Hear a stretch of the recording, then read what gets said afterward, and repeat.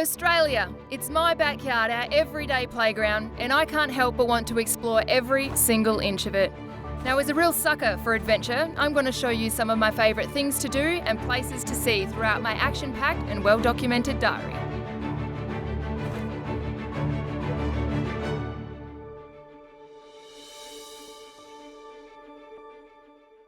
I'm about to do something that scares the absolute hell out of me, and I never ever in my lifetime thought that I would do it. But let me tell you one thing, I hope that cage is bloody strong.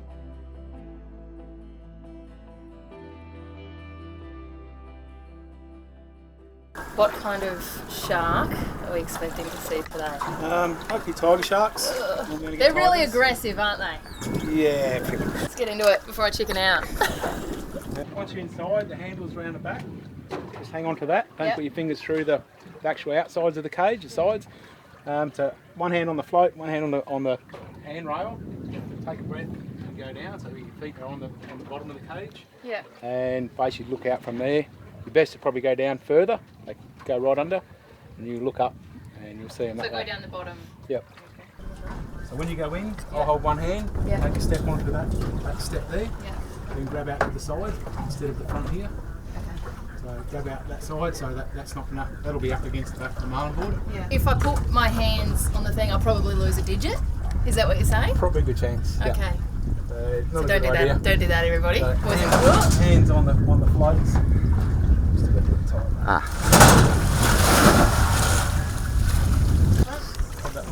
As soon as the cage drops, the reality of what I'm about to do sinks in. And if the inevitable wasn't daunting enough, one last signature gets the adrenaline pumping. Within seconds, the boat is surrounded by tiger sharks, one of the most feared sharks in the world, capable of growing up to 18 feet and weighing over 2,000 pounds. Okay. Right. Far out. Oh my God.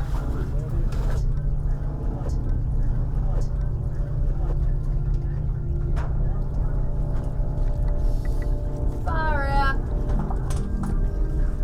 All right. Grab one hand out to you. Yeah, just the side. Yeah. Your hand. Take a step in. Grab this side. Grab that side? Yeah, the other side.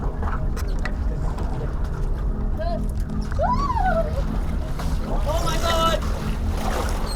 Alright, this definitely isn't gonna tip, right? Okay. Oh my God. Yeah.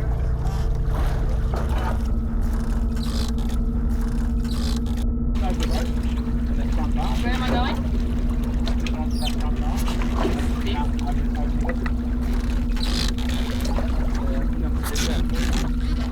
A few last tips from Pete and it's time to get in the cage. There? No. Where is it? Down past the bait tee. We'll be there in a minute. The tiger sharks are on that bait ball as soon as it's dropped into the water. Careful, It's they come easy and grab to at the see cage why every now and these then. sharks are on the ocean. Ready? Yeah, there comes one out. One after another, the tiger sharks come in to check out the cage with the occasional bump to mark their territory. Tigers are known as the garbage collectors of the sea, as they are very inquisitive and have unfortunately been found to have strange items in their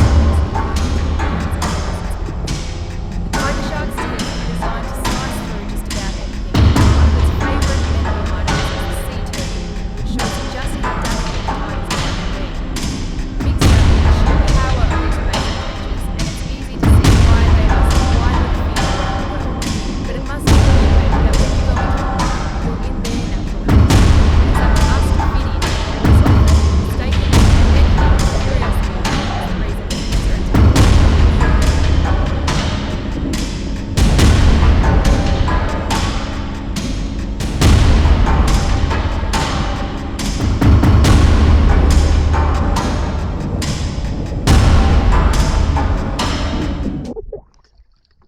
That was insane! Oh! Only a little one. That was a little one! Bullshit! No bullshit, only a little one. How big was that? Only about 3 feet. No, probably 6 foot up, 6, 7 foot maybe. 7 foot. That was insane. Honestly, I cannot even describe this experience. I am petrified of sharks, always have been, and being this close, you know, there's not a hell of a lot separating me from them, but it gives you a real appreciation just as to how massive they are and how, dare I say it, beautiful they can be. After an amazing day on the water with Pete, it's time to relax and grab a bite at one of my favourite spots, the Parat Village Markets. The markets are a great place to try some delicious street food or grab some freshly farmed produce. Support local businesses, shop for some trinkets, or just hang out and listen to some live music. Whatever's your poison, the markets are a must. The mango smoothies are my #1 recommendation. I am also a sucker for a good coffee, and some of the best coffee in the top end is served right here at the markets.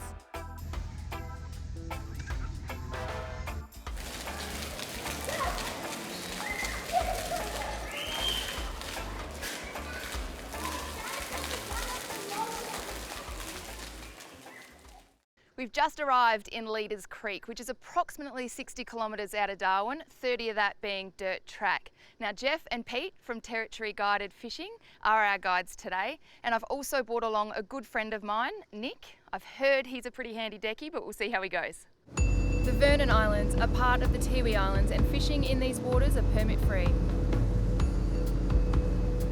On our way out to catch up with Nick, Pete shows me some of his favourite spots out in the Vernon Islands. All right, Pete, we launched out our Leaders this morning and we've been driving for about 20 minutes, so where are we now? We're out at the Vernon Islands now. Yeah? Yep. And what are we chasing? We're chasing trevallies, queenfish, yeah, whatever jumps on our line really. Yeah, exactly right. So yeah, there's a few good fish out here. You've caught many out here, Yeah, many fish out here. Yeah. That's pretty good. Beautiful. Well, let's get casting, hey? Yep. All right. Oh, careful not to take your hat.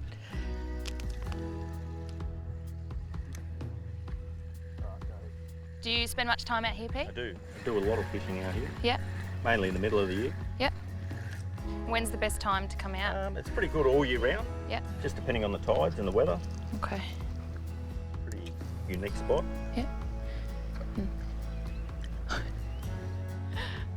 Try not to take your hat. Well done. All right, Pete. We put these out this morning.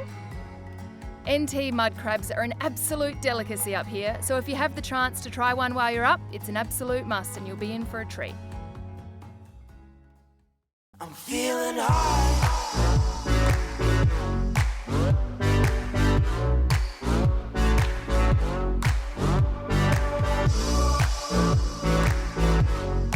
Other than chasing those famous NT barramundi, barracuda, trout, mangrove jack, queenfish, red emperor, Abby, thanks for having me. pumped you could come with us today. Mate, I'm always really happy to get out on the water, especially with you, Abby. Now, you've lived up in Darwin for, the Northern Territory for 3 years. Yeah, I've lived all over the Territory. I've lived out in East Arnhem at Alco Island. Beautiful spot. We've just come back from there. Yeah, and then out at Gove, Nhulunbuy and Yirrkala. So I love it up here, and I love fishing. And I was going to say, how are your fishing skills? Not too bad. I've really come to love fishing since I've been in the Territory, especially living out in East Arnhem, where it's fishing central. Yeah, absolutely. Well, I'm the most competitive person in the world, so I'm going to catch more fish than you today. Well, we'll see how we go. We're trying to land one of those elusive giant trevally, or GT as they're more commonly known. Pete has assured me that they are an exceptional catch.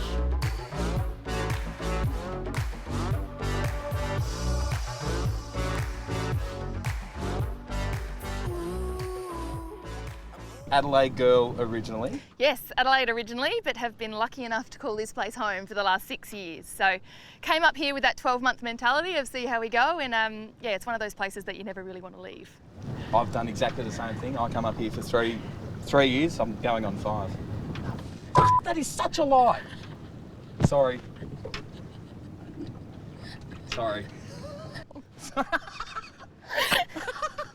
And just like that, when I was least expecting, I hook onto a beautiful trevally. just made me laugh and I catch a fish. Oh.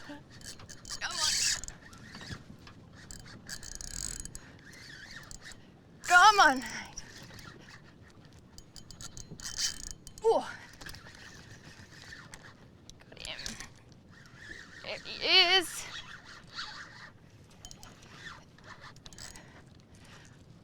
Whoa. Another trevally.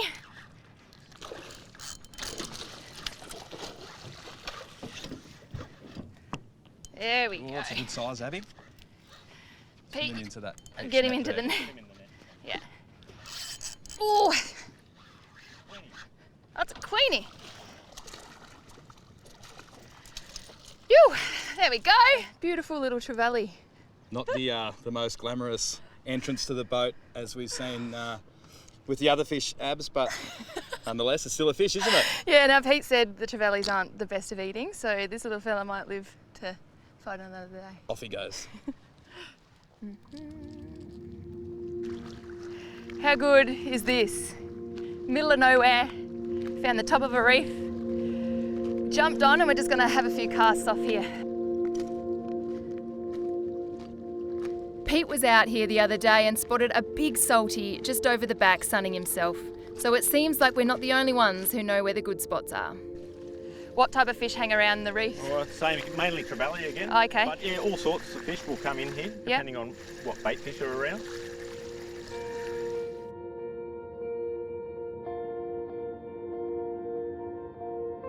It's been a beautiful day on the water and we've seen just how stunning some of the NT landscape is, but I can guarantee you it looks even better from the sky. And just behind me is my taxi home, so let's get up there and take a look.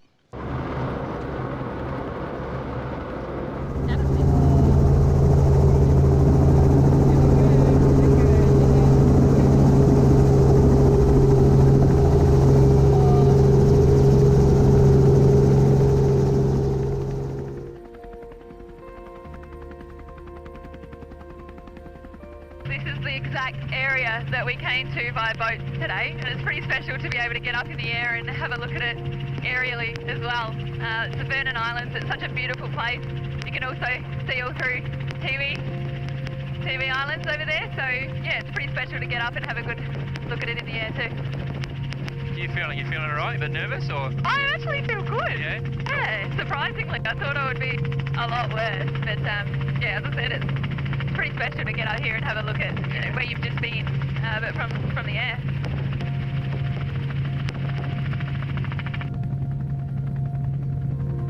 You can see these blue holes, like these channels coming down through here, eh?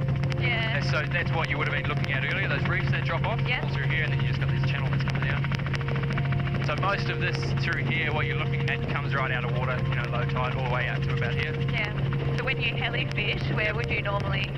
Oh, we've got a couple of stations that we've got access to, Yeah. but also around the coast as well, and a couple of those inlets that get a bit of that salt runoff, and fresh runoff and salt water as well. Yeah. So a mix of places. Obviously in the boats today, all through this region. This is the Vernon Islands, and all out here you can also see all through to Tiwi. So it's pretty special to really get up in the air and have that vast land straight in front of you. Pretty good to just be able to get up in the air and then land in the middle of nowhere, chuck a fishing great. line in and hopefully land a barra. Yeah.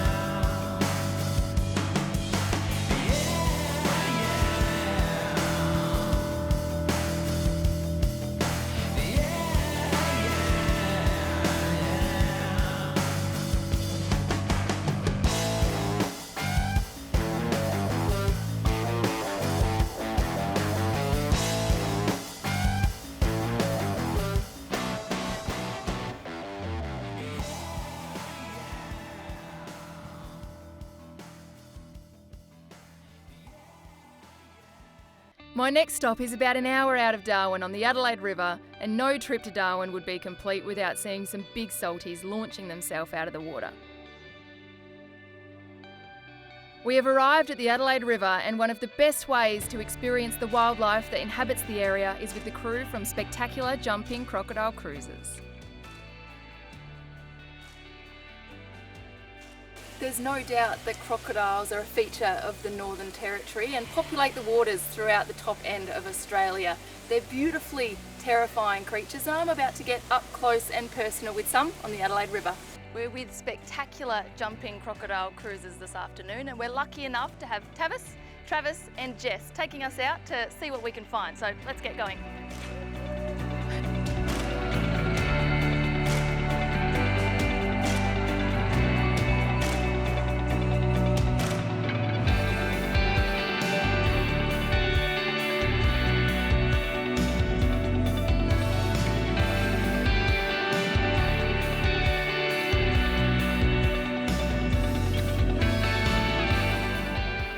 There are some monster crocodiles that patrol these waters, and this little fella is not one of them. The guys are telling me he's probably about 6 months old, but very cute.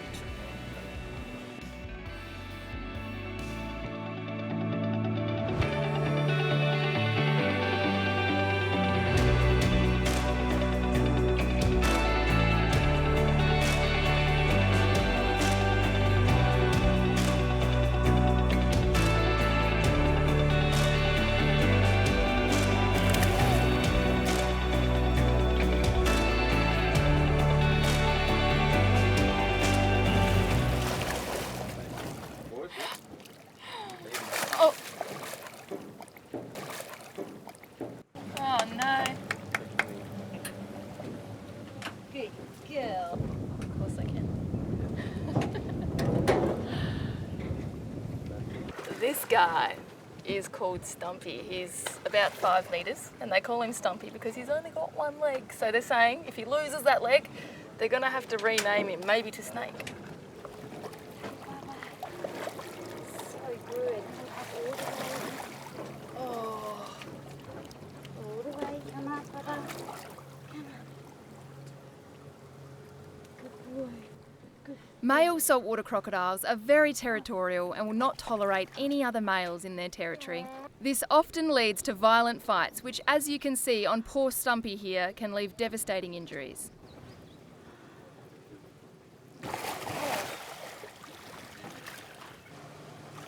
Oh wow.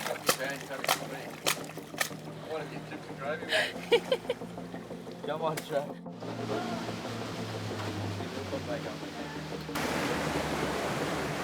Travis is just saying that you can see Casanova from an absolute mile away, and I did just that. He was just here floating around and then he's gone under, but we'll see him pop up anywhere. Oh.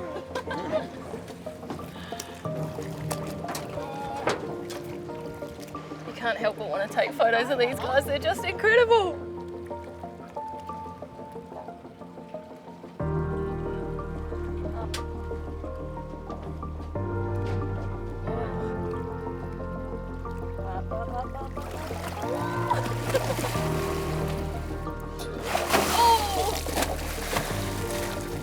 Oh, he got it.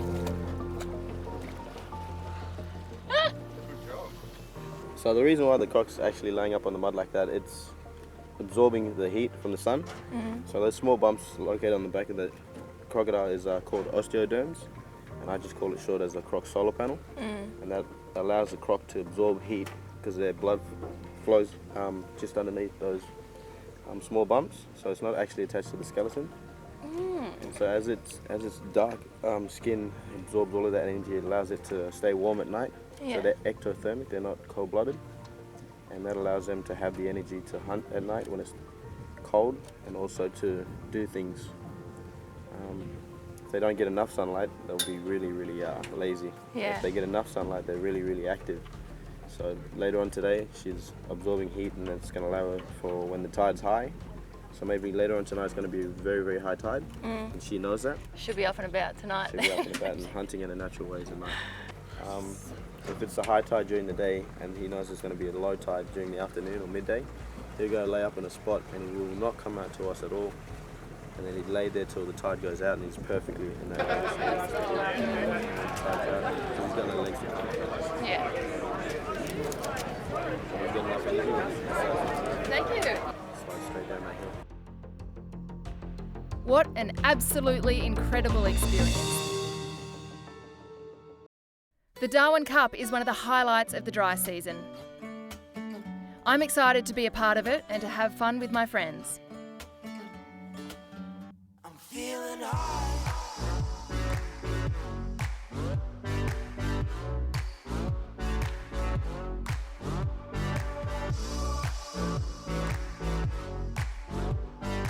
Ooh, I'm holding you close.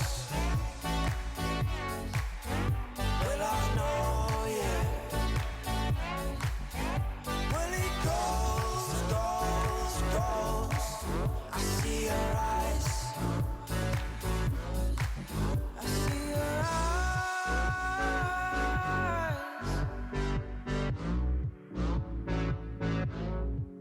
Can you feel the tension, my girl? Motion of the walls.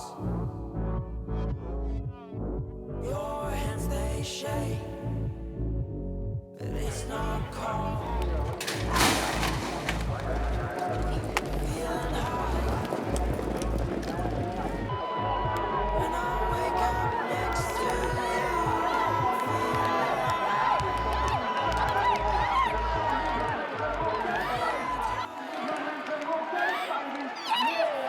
What a day. Darwin Cup is certainly one of the best days on the event calendar, that's for sure.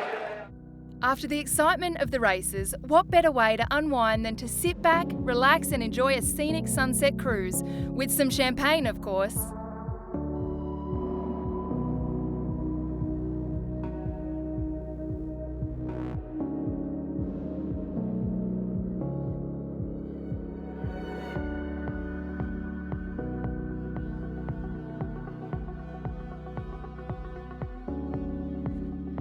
What an amazing trip. Darwin never disappoints.